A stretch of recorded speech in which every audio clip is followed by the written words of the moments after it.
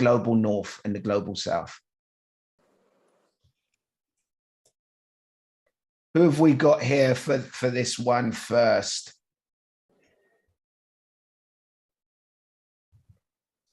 So David, would you like to give us a go on this one? We have, as you've just said, suggested and argued strongly that the trust gap is a major problem, particularly, of course, in the negotiations. And I would have to say, having just listened to Alice, that one of the biggest issues is the position of the United States. It has been the position of the United States. Many of us have always looked to the United States for leadership on these issues. And for quite a while now, we really have had just the opposite. So I think one glimmer of hope is what Alice has just said, that the United States is now moving in the right direction.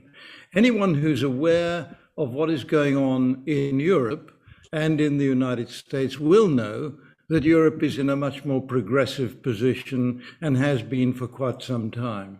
So in terms of our own commitment to reduce emissions, we have been way ahead of the United States from 1997 and backwards. So I think the second issue, the $100 billion a year, that it was originally promised as public money. Let me be absolutely clear. This did not include private investment. Private investment is made for profit, and the trust that was intended to be delivered through that $100 billion a year was really intended as a means of providing aid towards the southern countries, the developing world. And it has never exceeded $22, $23 billion a year. So we have a big shortfall. And frankly, in global terms, $100 billion a year that was agreed in 2009 really should be inflated upwards. So I think the problem is that your question doesn't have a firm, good answer to it. We need to see that in the negotiations, we get much more give from the Western world, and the give that is delivered through the office in South Korea that delivers the money, that money has been extremely well used. So the excuse cannot be that the 22 billion isn't well used. There are countries in the developing world with a climate resilience and green growth strategy, which is funded entirely out of that money. So where it is available, it has been well used. And I'm going to stop at that point because I see some of my colleagues will chip in. I see Professor Johan Rockström. Your thoughts on this? Yeah, thanks. I wanted to put a finger on four items very, very quickly. And the first one builds on Sir David's points about finance. And I would argue it's not to build trust. It's not only about filling up the Green Climate Fund. It's also about putting, even larger amounts of money to build climate resilient societies to help deal with unstoppable climate impacts. We've completely failed there, but the North has a responsibility there. But third, and perhaps most importantly today, we're in a stage of rapidly rising inflation, potentially recession. Interest rates are rising, but we know that the reason why Sub-Saharan Africa has not been able to really scale up renewable energy infrastructure is because they cannot afford the loans, because they're not giving the credit at the interest rates that the rich countries are able. They don't have the credit worthiness. We have to help that. That's where IMF and the World Bank and the Asian and African development banks must help putting collateral so that countries in developing world can get really cheap loans to go faster on investments. That's number one. Number two is really about equity. And of course, we have Kevin Anderson here. I mean, we have to start thinking in per capita terms, and not only between countries, but also within countries, to have a much more equitable sharing of the remaining carbon space on Earth. But number three, I think the most important trust building issue is really delivery. I mean, we have all the the documents signed from the Paris Agreement. We have all the pledges and promises. Now is a question of delivering. If rich countries in the world deliver in line with science, they become more credible partners when sitting around the table with North-South dialogue. But the final and the most important one, perhaps, is what's happening, for example, in countries like Namibia right now, making major investments in solar voltaics, in hydrogen fuel cell developments, really trying to decarbonize their economy. And you know, they need to be not only appreciated for that, but also be given the the financial means to push that through all the way across the finishing line. So I think there's a whole package of issues here that need to be urgently addressed. Excellent answers, and I agree with you. I think trust comes from actions. You know, we've got to see the actions, and we've got to see them followed through. Urmi, you asked the question. What are your thoughts? What do you think personally needs to happen in order to bridge that gap of trust? Oh, sorry. Yeah. Well, two things really. One, I mean, both have been covered by Professor Roxholm and Sir David, and that one is action from countries that have the capacity to do it, and by which I mean, of course, the developed countries, but perhaps developing countries that can do more, should do more. You know, because trust is not a one-way street. It also has to be the other way around, to see that, you know, that action is being taken. Like the example Professor Roxholm mentioned in Namibia is a good one. It also builds trust that it is not you know, money going into or efforts going into a dark hole. So it works both ways. But clearly, more effort from more action from the north. Yeah. And the second would be actually, again, making money available. It shouldn't become, and it's not just money, it's probably money and other kind of resources, which is technology, help with capacity building, to make that available.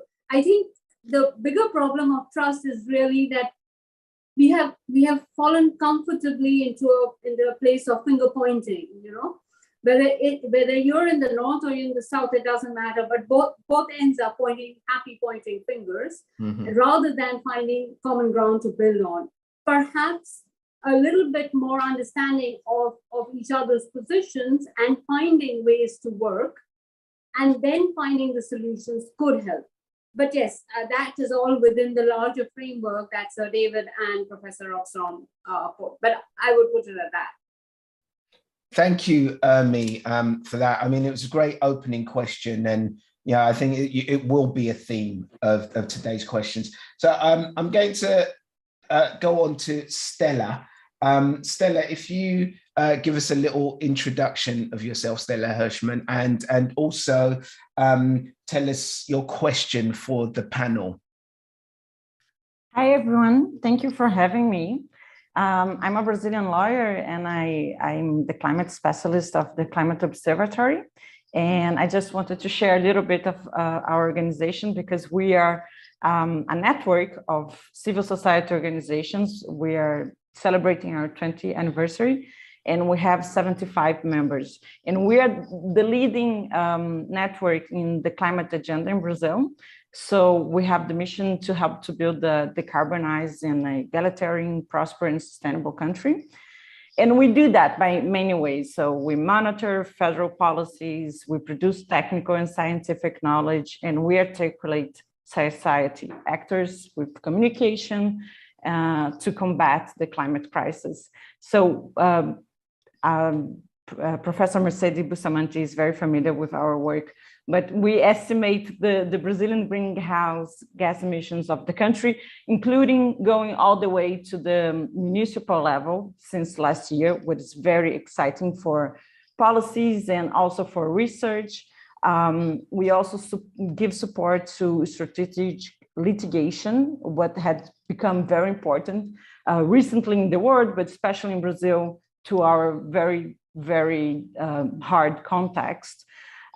We also, as I said, we monitor federal policies and develop the strategic advocacy strategies, especially considering that we have the government that we have with Bolsonaro in charge.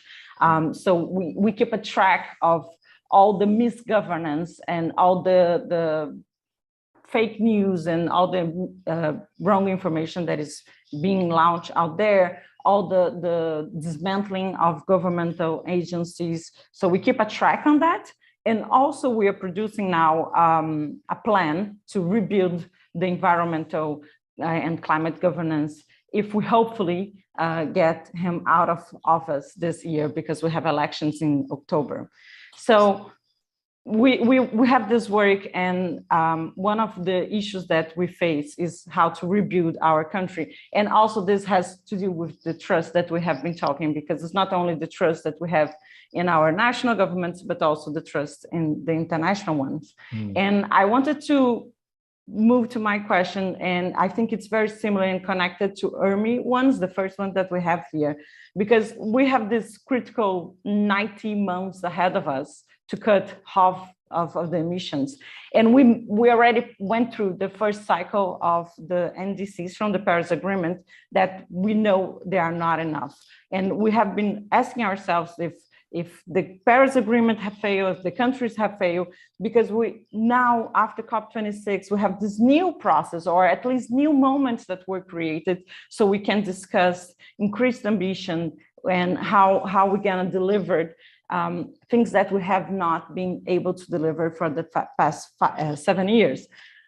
At the same time, how we're gonna trust all this will happen in such a short time. During these 90 months, we have to agree on what this new process will be. We have to make new pledges and implement them in a very, very short time. At the same time, the Paris Agreement is moving to this implementation phase with all this mistrust that Urmi already talked about, mainly due to the lack of fulfillment of previous commitments, especially in the finance sector, from developed countries. And now we have seen developing countries more aligned. We saw that at COP26, we saw that at Bonn last month. And I think this has to do with the phase that we're moving in. Implementation phase needs to come with investments, we need to come with resources. We will not reach net zero, and the global south will not reach net zero without the means of implementations. Yes. So how we can get out of this rabbit hole, and I think it's very connected to Urmi questions. Yeah, thank you so much for that introduction, Stella. And the NDCs you talk about are the national determined contributions that the nations were supposed to contribute at the last COP, or talked about contributing. And I think your question, like Urmi's, comes down to the heart of it, which is that all of these policies, all of these promises are meaningless without trust. You know, and it's how do we build this up? How do we help align the global north and the global south and get them on the same page? So thank you for that question. And let me throw it once again to our panel and see who would like to take that on.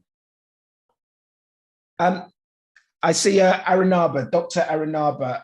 What are your thoughts on this? Yeah.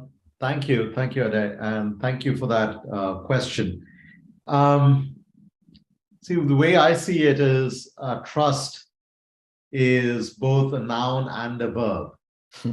And we think about trust as, a commodity that increases or decreases in value. But the reason it increases or decreases value is, as all of you have said, depends on the actions we've taken. So if we are not acting to build trust, to maintain trust, then the commodity value of the noun that is trust will keep decreasing. Now, of course, we can feel frustrated about that situation we're in. But as Kevin has just put in the comments, at the end of the day, if we are not honest to hold that mirror to ourselves, we'll only be left in a world of frustration. So what is the honest diagnosis? If we come to means of implementation, we know that, just asking for money doesn't mean that the money will get delivered. Because come the next crisis, governments in advanced economies will say, hey, hang on, look, we have a crisis too, and we have an energy crisis, and we have inflation, and we've got food stamps to pay for. Sorry, we don't have money for you. When it comes to technology as a means for implementation, we know that technology doesn't get transferred, and yet we keep year after year after year, signing up to agreements that say technology should be transferred. So we've got to bridge this problem. And the way to bridge this problem is to see, is there a way by which the money that does not get transferred can actually be delivered through other means, which is that on one hand, you have advanced economies saying, we don't have public money, use private money, and developing countries saying, we need a lot of investment. The only way to bridge it is blended finance. But unfortunately, we don't have any kind of blended finance or de-risking at scale in the world. And unless we create real platforms to de-risk at scale, the examples that Johan was talking about, the cost of finance in sub-Saharan Africa or South Asia, Southeast Asia will remain prohibitive. So the action that is needed is blended finance at scale. That is the only way we will remain honest with the fact that we don't have large amounts of public money to give away. And we'll also remain honest that developing countries that need to build that critical infrastructure will get large volumes of investment. Similarly, the action that is needed for technology is that now we have to co-develop technologies rather than hope for technologies to be handed out, because it's not going to happen. And the co-development of technologies then ensures that not only are you getting more clean technology, but you're also sharing the intellectual property, you're bridging the technology divide rather than widening it, you're giving everybody a stake in the new climate economy of the future. If we don't do that, we'll be trying to solve for a planetary environmental crisis while promoting mercantilist industrial policies. Yeah. And that's not going to build any trust either.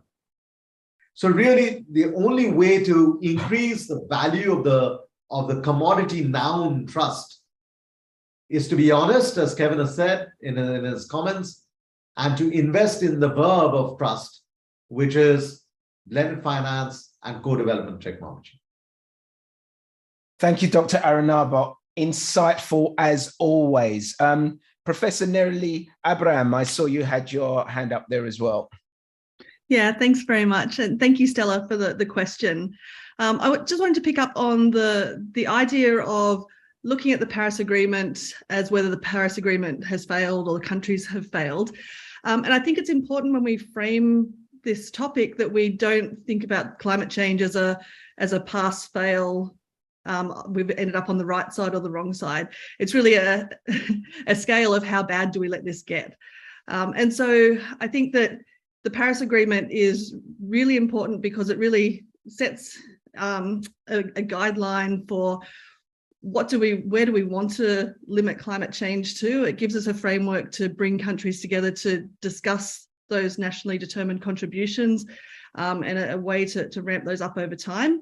But we also need to make sure that we're not delaying progress by trying to get it perfect right from the start. And I can draw an example from Australia, where at the moment we've got a new government who have increased our nationally determined contribution to a 43% emission reduction by 2030.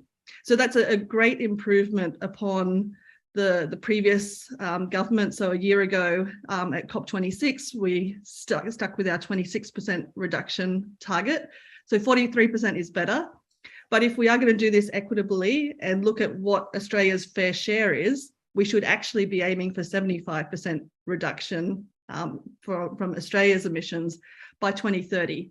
So at this point in time, we could get stuck in an internal argument about whether it should be 43% or whether it's 75%, or we can actually start to get moving on this and start to ramp up that ambition while we also then have the eye on actually 43% isn't enough.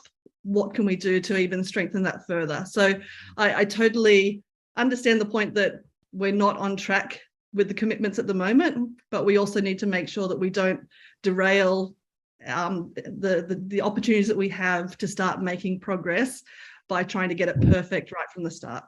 I mean, that's really brilliant words there, Nerily, because, you know, I mean, there's that saying, don't let the perfect be the enemy of the good. You know, let's get things going. Yeah. What Stella said earlier really clears the mind when she said, we only have 90 months left. 90 months to get this sorted, you know, so let's get it moving. I'm now going to move on to Kevin Anderson, who I'd like you to take a crack at answering this question as well, because I see you've been itching to answer the question. I could see the way you were moving in the background on justice and on fairness and trust as well. So Professor Kevin Anderson, you're Professor of Energy and Climate Change at Manchester University. Give us an introduction, a little bit of introduction to what you do. Have a go at answering this question, and also give us your question as well that you have for the panel. Okay. Well, thanks for the opportunity to say a few words. I'm going to start by saying I was actually an engineer in the petrochemical industry, building offshore oil and gas platforms. I then went on to do a PhD later on energy and climate, where I've now been working for 25 years as an academic. I naively assumed that academia would help society respond to climate change. Certainly from a science point of view, it's done a wonderful job in using the science to understand the physical mechanisms of climate change, and often against major well-funded opposition, particularly by the oil companies. But on what we do in terms of cutting our emissions, I think, in my view, shamefully, that academia has been part of the problem.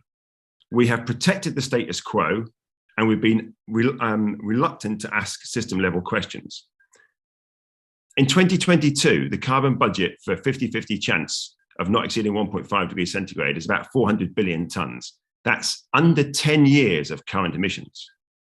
At the moment, every month, our emissions are using up over 1% of the remaining 1.5 budget. Every month, 1%. That means since January, we've used 7% of the budget since January. And let's not pretend that 1.5 degrees centigrade is safe. Climate change is already killing people today at 1.1. Yet our responses are collectively meaningless. Now, why is that? Could it be that those suffering and dying primarily live within poorer countries, in more climate vulnerable zones, mostly in the global south, typically people of color, and very commonly have very little political or economic influence? If it was our children or our grandparents that were dying, we would respond differently. It's in that context that I think that us high emitters have developed this language of climate emergency and climate crisis, but not to drive cuts in emissions. Of course not. These are rhetorical devices we have used to hide our failure, our choice to fail to act on climate change. Just look at the UK, often heralded as being a wonderful place on climate change. Our emissions, if you look at our full carbon footprint, has barely come down since 1990. Right? We emit almost 20% more than the average Chinese person, 4 times more than the average Indian, and 25 times more than the average Kenyan. Yet we're expanding our airports, we're building more roads, we're developing new oil and gas fields, we're considering a new coal mine, we're building huge houses for the wealthy and buying ever larger cars. And that brings us back to the question on policy responses by the global south and the global north. Do the maths, and a very different story emerges. For 1.5 degrees centigrade, wealthy nations such as the UK need to be zero carbon by about 2035. 2035 would have been easy if we started 30 years ago, but we didn't. That is stop all fossil fuel use by 2035. Poorer nations have a bit longer, but only about 10 years. And all of that then just about fits within the 1.5 budget. This is all far removed from what's been discussed in politics, studied by academics or reported by journalists. Instead, we focus on some technological savior or another: EVs, electric planes, carbon capture and storage, negative emission technologies. Today, the top 1% of global emitters have carbon footprints that are twice as high as the bottom 50%. Just think of that imbalance. The top 1% have carbon footprints twice as high as the bottom half of the global population. And who's in that 1%? the policymakers, the business leaders, the entrepreneurs, the professors, the lawyers, the senior journalists, and even the heads of some of the NGOs, all of us, with a few exceptions, all of us who frame the climate agenda are in that top 1%. Low carbon technologies are essential but insufficient to stay below 1.5 or even 2 degrees centigrade. As an engineer, I love the technologies. But understanding equity between and within nations is absolutely key. The lion's share of emissions come from a relatively small proportion of society. But as yet, us fortunate few are simply unprepared to ask questions and develop low carbon policies that inevitably have profound impacts on our high carbon and high consumption lifestyles. And I would argue that only when we are prepared to do that can we begin to develop meaningful action to rapidly cut emissions in line with 1.5 to 2 degrees centigrade. So my question that builds out of that, and links to the issue on trust and honesty before, is that living within a tight and rapidly reducing 1.5 budget, even 2 degrees centigrade budget, is unavoidably an issue of rationing, a word of we, of course, we're not allowed to use, but we ration all the time by money and by salary, an issue of rationing. Yet those of us who frame the climate agenda typically have hugely disproportionate use of fossil fuels and hence emissions. So my question is, how can we open up the policy space to include those responses, those policy responses that are deeply challenging to the high carbon lifestyles, norms, behaviors, practices that we have normalized? Because we are the ones currently framing the debate, and we are failing because we are the ones causing the problem. So how do we open up that debate to encourage other voices from elsewhere who are not part of the problem like we are? Great question, Kevin. Great question. I think in part it does come down to a sort of cognitive dissonance that we have in the global north, and we're almost marking our own homework, aren't we? Yeah, I see Dr. Fatima Denton. You'd like to take this one on. Thanks, Ade, and thanks, Kevin. Great question. So how do we make space? Well, I think, first of all, it's a two-way thing. I've been sort of very critical on the sort of north-south dynamics, if you like. But I think on both sides, we need to make space so that we can have a good conversation about this and an honest one. First of all, there is something in the climate debate that we don't talk about a lot, and I think it's very much present in the account that you just gave, which is power. The whole debate is a debate about power. And what I think is sometimes frustrating is the fact that the problem makers are also the problem solvers. We have a problem that has started from one part of the world, or we have historical emissions, if we can call it that.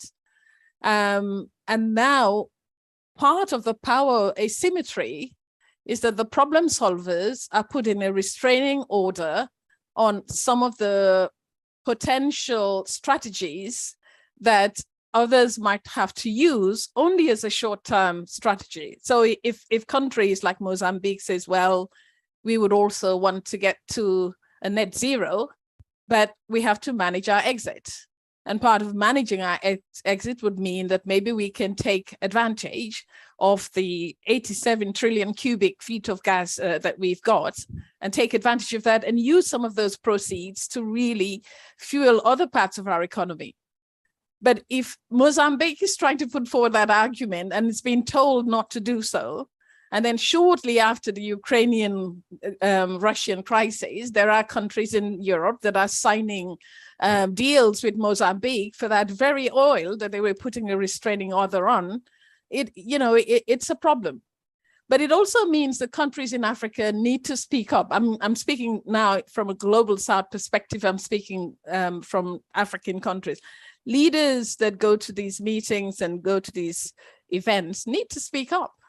They need to also say that our current economy, the demand for energy is growing and demand outstrips supply, we can't simply make such promises because we don't have the capacity to do so. We don't have the infrastructural capacity to do so. We don't have the human capital sometimes to do so. You know, we don't have the capacity in any way you look at this this issue. So I think there has to be that sort of honesty at the heart of the conversation, because without that, we're not going to go very far. And right now, what we see is countries go and they sign up all these deals and they come back and they do something completely different. And countries in the north basically saying that this is the solutions you have to adopt, without necessarily putting enough investment in some of the other things that matter. This is not about carbon counting, by the way. This is not about counting how many emissions we need to cut. It's important, but let's also look at some of the other areas where countries in the south would benefit. There's only 4% of global funds that's going to climate research, for instance, in Africa. I mean, that's it's quite shameful, to say the least. You know, because this is a continent that needs monies for, you know, climate detection, prediction, management, needs monies for renewable energy. What do you do with battery storage? Need monies for a whole manner of things. And if we are saying that, oh, you have a fantastic opportunity to go onto renewable energy pathway, and we start even giving examples of what can be done or the markets that it can take advantage of, and then at the same time give 4% of global funds to climate research, it does mean that we're certainly not opening the space for that sort of discussion. And lastly, I'll just say this. Opening the space, I think, means that you have to listen to others. Yeah. We have to listen to others. The countries in Africa are not idle. They're not sitting on their hands. We don't have all the solutions. And it's arrogance to think sometimes that we have the solutions. We have to simply say, what are you doing in your neck of the woods? You know, and how do we take some of that as almost as an incubator to really see how there are fantastic things that are happening here on green development, green market, green infrastructure. But we wouldn't know these things because we're so fixated on how the solution can be done or can be addressed. And by doing that, we're simply reinforcing a very paternalistic attitude, which is very nannish, to say the list, you know, let's show you how to do it, you know, in case you get it wrong, in case you go the wrong direction and you do the same thing that we've done. But you have to allow others to find their own solutions. And I think that is also part of enabling the space, elongating that space so that we can start talking the same language. Thanks. Fatima, thank you so much for that really, really important contribution. Look, I'm very conscious of time and we've got so much to get through here. I'm going to go to Professor Lorraine Whitmarsh quickly, if you could give us a quick answer to this, and then we'll move on to our next two guests. Yeah, thanks for the challenging question as ever, Kevin. I wanted to just say a couple of quick things, which is that I think you're absolutely right to point to this kind of enormous discrepancy in the fact that fairness is so important. And we know that fairness is important, actually, in terms of bringing people with us, because so much evidence from social science, and by the way, lots of social scientists do not promote technological solutions. They want wider solutions that involve people changing and institutions changing, and they see that that's fundamental. We know that actually policies that are fair are much more likely to be accepted by people. So you will actually get them, they will be workable policies if they are fair, if they're fair in the sense of both distributionally fair, so that richer people are paying more for the pollution that they're creating, and poor people are not left behind, but also procedurally fair in the sense of actually opening up this space, as Fatima's just said, like bringing people with diverse views and different solutions and lived experiences to contribute to that discussion and actually say, the current system is not working. These are things that we think we want to be trying more. So listening more to communities and to people that don't usually have a say, I think is really important. And the only other thing I'd add is that the evidence also shows that the more we consume, we don't necessarily get happier. In actual fact, one of the key headline findings from the IPCC report was that reducing demand actually would have a whole range of well-being benefits for people. And so that's the sort of message I think we really need to be saying to people in power, is that changing people's behavior, including reducing consumption amongst the wealthiest, will not make people unhappy or worse off. Actually, it will improve quality of life in most cases. So we need to get that message heard, I think.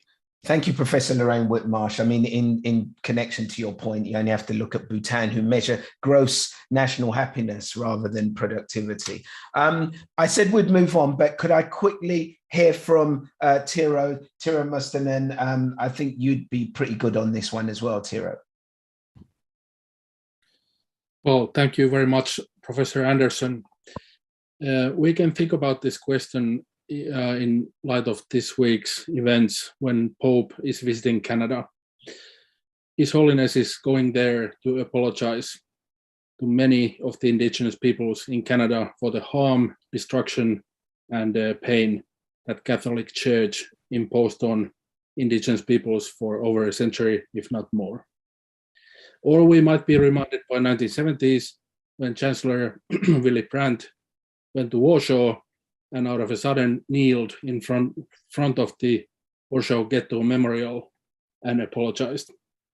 Change will not happen, and London will be burning, as Clash would say, if we don't have the morals, ethics, and leadership that will change this world.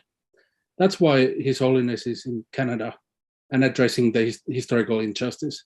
That's why we need much more gestures like that. And it's not about the numbers, it's not about the strategic plans. It's about leaders who will be humble, listening, and understanding realities, and then we might have a fighting chance. Thank you. Thank you very much for that, Dr. Tero Mustonen.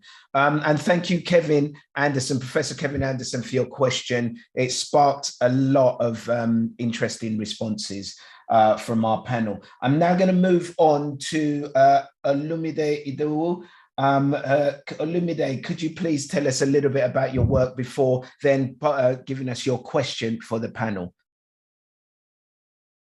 Oh, I think we've lost Olumide, connection problems. If he does come back and if we do have time, we'll get to him. Let's go to our next guest. That's Aziz Abubakar. Aziz, could you tell us quickly a little bit about yourself and go and give us your question for the panel as well? Yes, of course, of course. My name is Aziz Abubakar, and I've been 2021-2022 Global Citizen Fellow.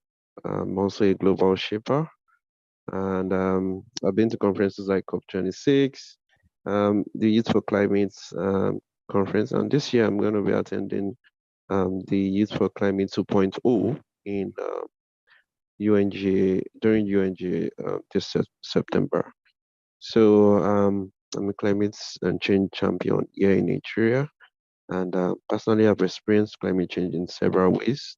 But one very good example is when I had this experience of flooding in my community. So, the rain started falling and it got so heavy, and, it kept falling for hours, and, the water started rising, and, it flooded the homes. People were so terrified, and, the experience wasn't so great. And yeah, it was part of the things that inspired me to want to be a climate champion, want to really advocate for climate change, especially for the global South countries. And I'm also very, very keen on how can we really create opportunities, especially green opportunities for young people in the global South countries. And that brings me to my question.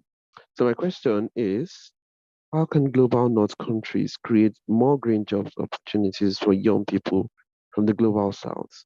And what are the quick wins and long-term strategic actions you would advise governments of developed nations take?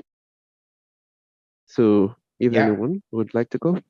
Great. Thank you, Olumide, for that. So how can the global North create more green opportunities, green job opportunities for the global South, for the young people, the younger generation? Who on our panel would like to take that one first? We got any thoughts? Mark, Professor Mark Maslin, what's your thoughts on that? Oh, I love the fact you ask a climatologist about a hardcore economic question. I know, but you're a climatologist with scope, range. I think what is the most important thing is looking at investment potential, because I think a lot of companies haven't really got their head around how you actually make money. And I know this sounds really strange. I work with lots of companies, and weirdly enough, companies are not very good at what they do. They're not very good at actually thinking about customers and things like that. And I think one of the key things is understanding and taking them on a journey, which is, this is the new technology, and actually presenting that future and showing them that we will, as Kevin said, we're supposed to be carbon neutral by 2035 if we can in the Western world.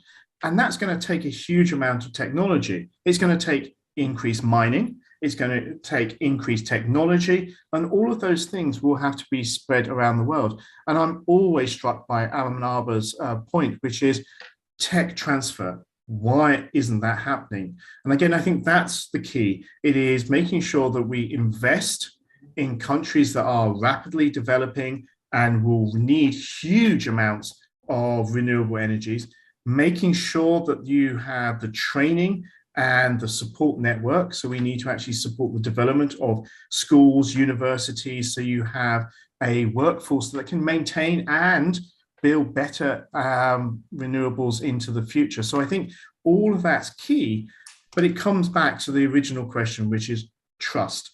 Trust between countries, which means that tech and money and knowledge can be transferred both ways. And now I'm going to pass over to an economic expert. Aaron Arber, save me, please. The great range, Mark, great range. But yeah, Dr. Aaron Arber, give us your thoughts on this. Thank you. I know we're running short of time. Number one, I'm not an economics expert, but I will quote Economics 101. Capital should flow from capital-rich regions to capital-poor regions, and labor should flow from labor-rich regions to labor-poor regions. So if you want to create green jobs or any jobs, capital should go from the rich world to the poor world, not as grants, but as investment.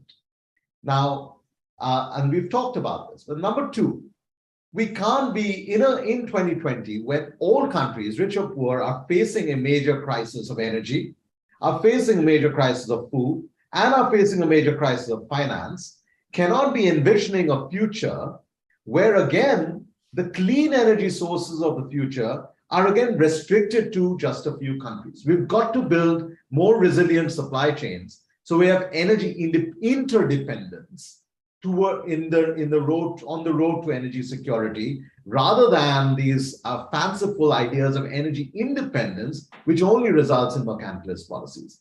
And the third thing we got to do is focus on the nature of energy systems of the future, which are going to be decentralized. Rooftop solar creates 7 times more jobs than utility scale solar, which creates more jobs than coal or natural gas. But rooftop solar also means that you create more localized jobs. So you're not just building a solar plant out in the desert somewhere, but you're building it closer to where the communities are. Now, if we do that, we can create livelihoods based on a distributed energy system, rather than trying to envision creating livelihoods by inheriting an energy system that is highly concentrated and highly inequitable, as we've had it thus far. Thank you, Dr. Aaron Arber. Well done from taking on the baton from Mark. Let's go to Alice Hill. I see you have your hand up. What are your thoughts on this, Alice? Well, I think there's another side of the climate coin that the developing world could play an extremely important role and teach the developed world how to proceed, and that's on adaptation. We aren't doing anything on adaptation. I can look out my window and see climate change here in the United States, but we really don't. We don't even have a national adaptation strategy. We don't have the ideas, but you know that in the developing world, we've seen really remarkable examples of adaptation. because there hasn't been the finance available, and so creative solutions have been found. We've also seen innovative finance in the insurance world. We have catastrophic bonds now, which have a trigger. If there's a wind speed is too high, then money flows immediately to countries. And then we've seen risk pooling in various areas around the world. And now we have these hurricane clauses for debt relief that the Caribbean has championed. We need to deploy our young people in finding these solutions in the developing world. They are on the front lines. They don't have some of the infrastructure that we have in the developed world, but they are coming up with solutions. And I think that is a real opportunity to help lead the world in figuring out this challenge. We're all facing extremes that no humans really have ever faced before. And none of us have the solutions yet. There is common ground for sharing best practices and moving forward here. So I think that's an area that deserves focus and somehow gets left behind when we focus so deeply on mitigation, even though these impacts are here now, killing people and destroying what infrastructure we do have. Thank you, Alice, and our panel for all of those very insightful points. And Aziz, thank you so much for your question. As I mentioned earlier, Olumide, we lost Olumide Idowu online, but I am going to read out his question. So here we go. Would the Global South have to sacrifice its development for the net zero goal to be achieved? Very simple question here to the panel. I mean, it goes down to equity and fairness once again. Alice, I see you've got your hand up again. You know, I'm having trouble with my my emojis here or whatever. So don't disregard that. Okay. Okay. I was trying to lower my hand. Thank you. It's all right. It's all right. Professor Mark Maslin, this is your one. This is up your street, isn't it? Yes, so the answer is absolutely not. Okay, I mean, the key thing is we remember we have to lift billions of people out of extreme poverty in the world. Okay, so that is going to be our fundamental thing that we need to do. So development is absolutely essential. But what development? Are we talking about lifting people out of poverty to put them in sort of like Chicago style skyscrapers in incredibly hot countries? No. Okay, what we're looking at is making sure that everybody has high quality shelter, has high quality sort of like jobs and services, has access to clean water and clean air. We're talking about development that allows everybody to have the basic rights that every human should have and have opportunities. Opportunities to better themselves, but also for their children to better themselves as well. So when we talk about development, do not think about the Western world and go, oh, that's the perfect development. No, what we need is development that allows everybody to maximize their well-being, their longevity, and also the opportunities they have. And so therefore, no, absolutely not. We deal with climate change to make sure that everybody has the possibility to improve and develop as we want. Fantastic answer. I mean, dealing with climate change is an opportunity for us to lift everybody out of poverty. Before we finish, I'll go quickly to Sir David. Have you any thoughts on this one before we end today's session? I think Mark has rather nailed it. And I mean, I mentioned before that many developing countries have now got climate resilience and green growth policies. And in those countries where they've developed these policies successfully, none of their green growth policies have led to lower economic growth. What they're doing is turning to local energy sources such as the sun or the wind instead of importing coal, oil and gas. That in particular has proved extremely successful in terms of both creating jobs, as we've already heard, but also in creating economic well-being. So I think it's perfectly feasible to proceed in this direction. Now, I realize, of course, as I say that there are countries in the world like Nigeria that and Mozambique has been mentioned, that really depend on income from oil generation. And that is a much more challenging issue. And that is the kind of issue that needs the Western world to work alongside them. And I just leave you with this thought. The biggest problem that we haven't tackled in all of this discussion is the power of the wealthy and the power of the coal, oil and gas lobbies. And there's the big problem that we have. We could all sit down and solve these problems going forward in time. There is enough money around, but there is this massively powerful group that are not necessarily a political group, and we haven't yet found a way to manage that. Thank you, Sir David. I think you've framed our next topic, or one of our future topics there in your answer. But that's almost all we've got time for today. I'd really like to thank all our panelists and our guests for what has been an incredible session. I'd also like to say a massive thank you to our CCAG scientists for their time. Now, to those of you at home, thank you very much for tuning in. And if you have any questions for our panel, then please send them straight over on any of our social media channels. But for now, we will see you at the next CCAG public meeting next month. Bye for now.